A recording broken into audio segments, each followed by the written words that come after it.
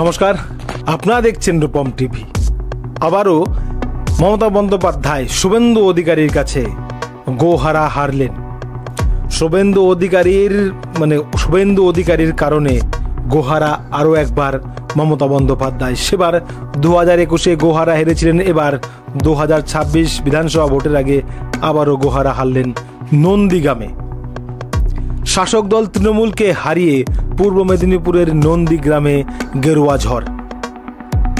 রাজ্যের বিরোধী দলনেতা শুভেন্দু অধিকারীর নিজের বিধানসভা কেন্দ্রে নন্দীগ্রামের সমবায় নির্বাচনে তৃণমূলকে পর্যদস্ত করার পরে ভোটারদের প্রতি ধন্যবাদ জ্ঞাপন করলেন নন্দীগ্রামের বিধায়ক শুভেন্দু অধিকারী।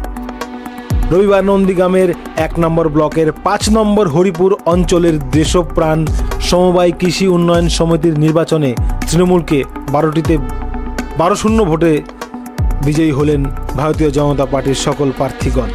এরপরই তৃণমূলকে তীব্র আক্রমণ করার পাশাপাশি ধন্যবাদ জানিয়েছেন ভোটারদের।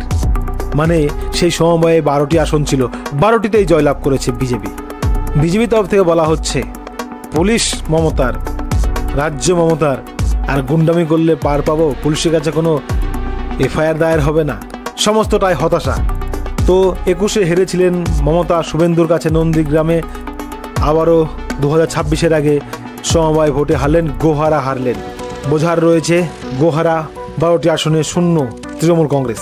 তো এটা অশনি সংকেত 2026 বিধানসভার আগে বড় ঝটকা মমতার জন্য।